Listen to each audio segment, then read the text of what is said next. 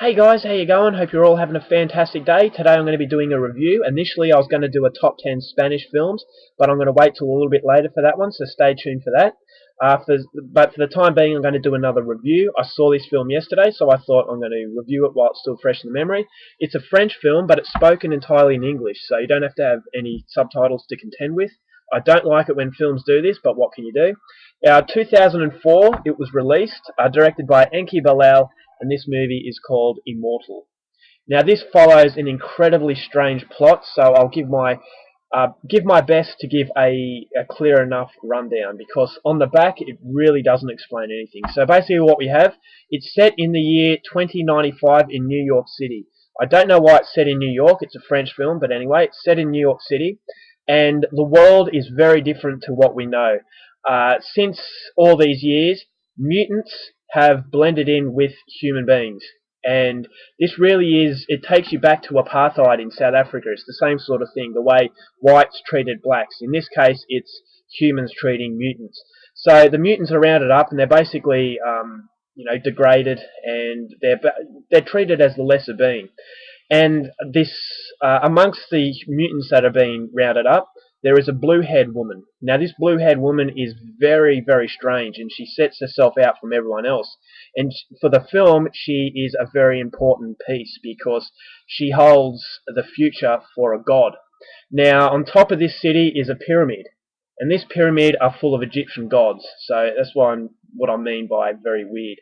And this god, Horus, is condemned. He's basically exiled from this pyramid, and he's told that he must go down into the city, must possess a man's body, and then must track down this blue-haired woman and have a baby with her in order to keep his immortality.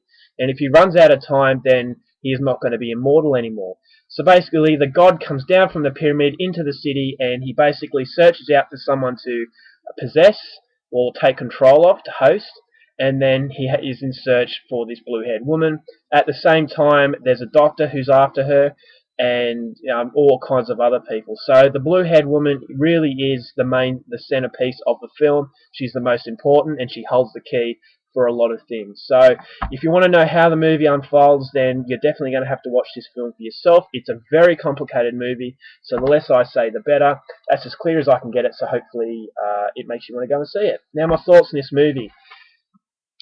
It's not a badly made film. It got so complicated and just way too ambitious that it ended up being a complete mess for me. Now, what I didn't like, well, I'll start off with what I liked. It's visually stunning. It really was. The director, Enki Bilal, made a real sort of futuristic world, and I actually thought it was an authentic feel to it for the most part. Flying cars and everything, and it really looked cool. And I actually thought, from the first moment, I saw the city, and I actually thought, this is going to be a really surreal kind of film, because while it's the future, you really feel like you're in a dreamlike atmosphere. So it blends a lot of things like Star Wars, and all kinds of other films, and even The Fifth Element. There's a feeling of that in it as well.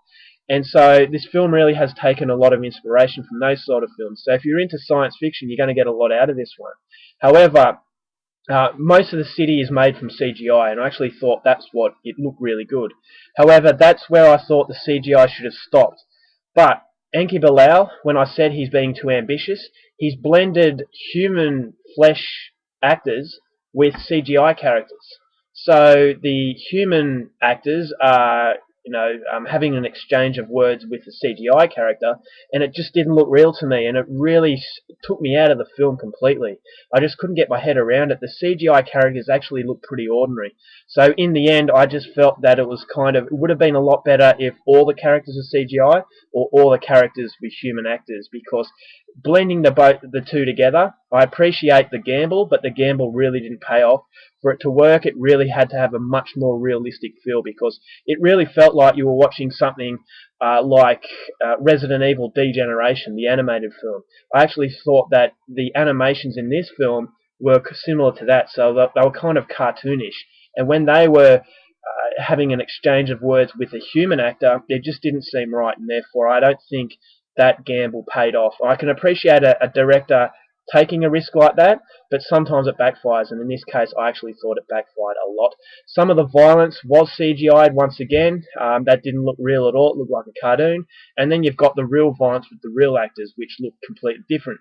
So it's kind of like you're watching two different films, and I just thought that really took me out of it. I lost interest about halfway through, unfortunately. It wasn't down to the fact that I didn't like the story, but one, it was the CGI was the problem, and number two, the story was just really complicated. First, we've got this blue-haired woman going around, and then you've got this god with an eagle head and a human body.